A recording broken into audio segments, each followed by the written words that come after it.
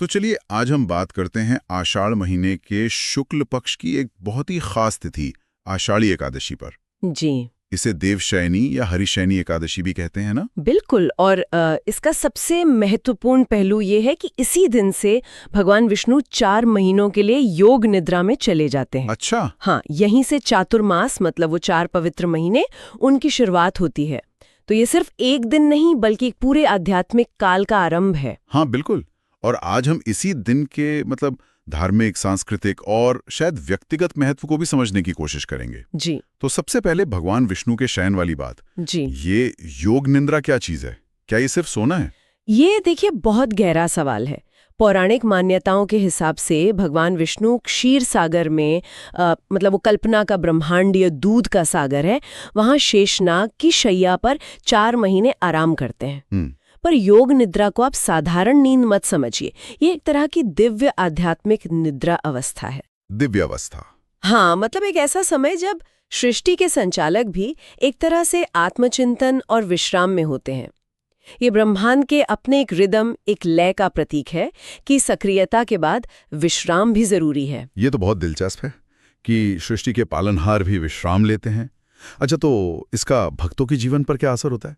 इस दौरान पूजा पाठ, व्रत वगैरह के क्या नियम हैं? देखिए, इस दिन भक्त बहुत श्रद्धा से व्रत रखते हैं।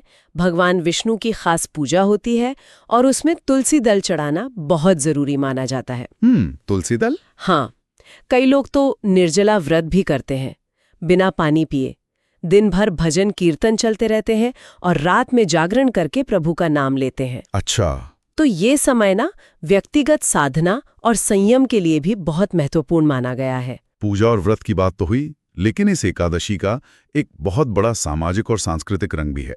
खासकर महाराष्ट्र में वो पंढरपुर वारी, लाखों लोग पैदल जाते हैं। हाँ, वो तो अद्भुत है। महाराष्ट्र में आषाढ़ी एकादशी मतलब पंढरपुर के विठोबा मंदिर की वो सालाना यात्रा जिसे वारी कहते हैं। वारी? जी, लाखों श्रद्धालुओं को वारकरी कहते हैं। वो कई कई दिनों तक पैदल चलते हैं और संत तुकाराम, ज्ञानेश्वर, नामदेव, इन महान संतों के अभंग गाते हुए पंढरपुर पहुंचते हैं। अभंग यानी वो भक्ति पद? हाँ, भक्तिमय पद। ये सुन के ही लगता है कि ये सिर्फ एक शारीरिक यात्रा नहीं है, ये तो एक पूरा सामूहिक आध्यात्मिक अनुभव लगता है। बिल्कुल। वो जो कहते हैं माझे माहिर पंढरपुर, चंद्रभागे चा तीर, इसमें कितना अपनापन है। सही कहा आपने। ये भक्ति, समरसता और एक तरह के सामाजिक जुड़ाव का प्रतीक है। इसमें जाति, वर्ग, ये सब भेद मिट जाते हैं। वारकरी इसे सिर्फ तीर्थयात्रा नहीं बल्कि आत्मा की यात्रा मानते हैं। ईश्वर से मिलने की एक सामूहिक इच्छा, एक तड़प। ये दिखाता है कि आस्था कैसी लोगों को जोड़ सकती है। क्या इस एकादशी और इसके व्रत के महत्व का कोई पुराना पौराणिक आधार भी है, जैसे किसी पुराण या ग्रंथ में जिक्र हो? हाँ, बिल्कुल है। पद्म पुराण में इसका वर्णन मिलता है। अच्छा, पद्म पुराण में? जी, एक कथा आती है कि धर्मराज युधिष्ठिर ने भगवान श्री कृष्ण से पूछा था इस आषाढ़ी एकादशी के व्रत के बारे में। उनको थोड़ा संदेह था कि क्या ये व्रत वाकई इतना शक्तिशाली है। तो भगवान श्री कृष्ण ने क्या जवाब दिया?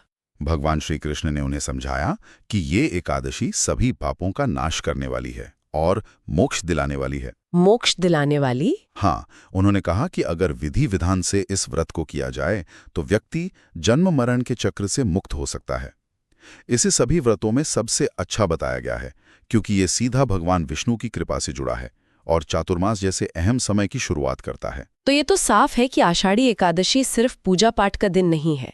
ये भगवान विष्णु के विश्राम, भक्तों के संयम, वो सामूहिक भक्ति यानी वारी और पौराणिक कथाओं का एक संगम है।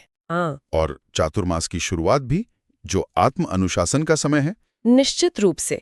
और ये हमें एक गहरे सवाल की तरफ भी ले जाता है। किस तरह का सवाल? देखिए, जब देवता स्वयं विश्राम और योग निद्रा में जाते हैं तो ये चातुर्मास का समय हमारे अपने जीवन के लिए क्या इशारा करता है?